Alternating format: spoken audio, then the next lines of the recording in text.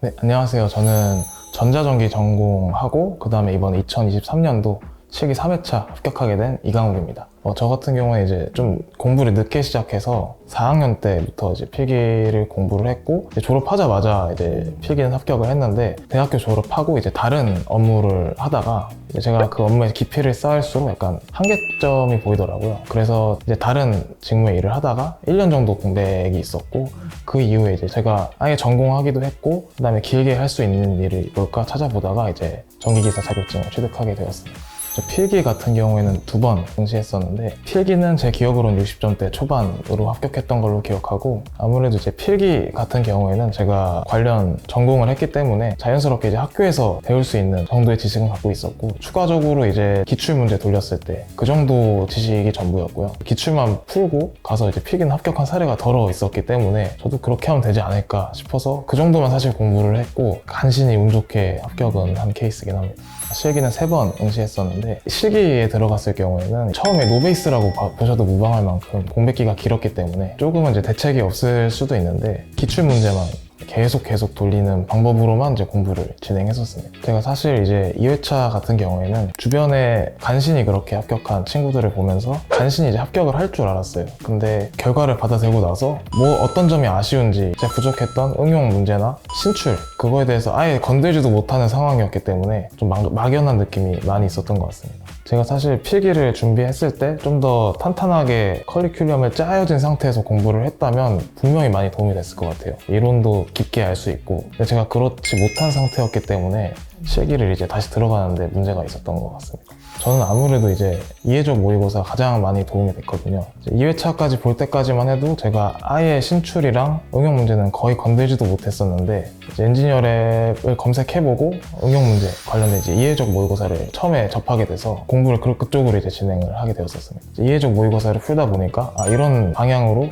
문제를 응용할 수 있겠구나. 신출은 이렇게 제가 포기할 필요가 굳이 없겠구나라는 걸 이제 자연스럽게 체득하게 되면서 도움이 많이 됐던 것 같습니다.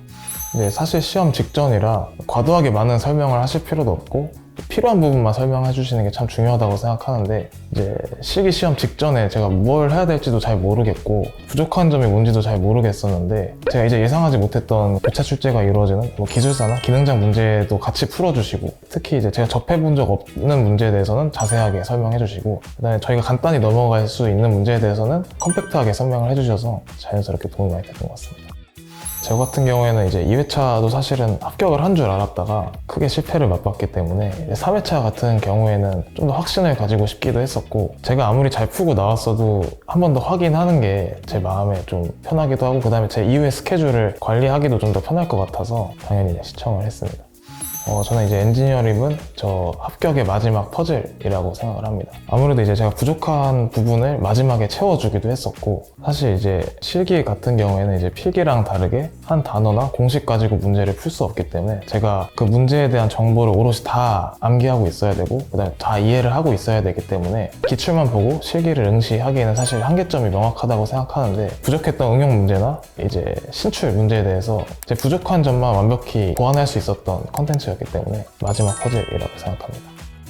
저 같은 경우에는 사실 퇴사를 한 이후에 공부를 진행하였기 때문에 시간 자체는 일단 많았던 상태고요. 오전에는 실제로 시험을 보듯이 이해적 모의고사 같이 봉투 모의고사 오전에는 무조건 시험 보는 식으로 공부를 진행했었고요. 점심 이후에 스케줄 같은 경우에는 이제 기출문제 당연히 돌리고 그 다음에 이론서 계속 하루에 한두 시간이라도 무조건 읽는 식으로 공부 진행했던 것 같습니다. 그 다음에 이제 저 같은 경우에는 신출이나 응용 문제에 대한 풀이를 굉장히 어려워하기도 했고 거의 건들지도 못했던 상황이었거든요. 그래서 저 같은 경우에는 일단 신출이나 응용 문제를 접할 수 있는 교재들이나 컨텐츠들을 먼저 접한 다음에 다시 기출을 바라보면 그 바라보는 시각이 좀 달라지더라고요. 그래서 기출을 나라면 이런 식으로 내겠다 상상해보고 그 다음에 그걸 실제로 풀이를 해보고 그런 과정을 계속 거치다 보면 응용 문제나 신출에 대한 변수도 많이 줄일 수 있는 것 같습니다.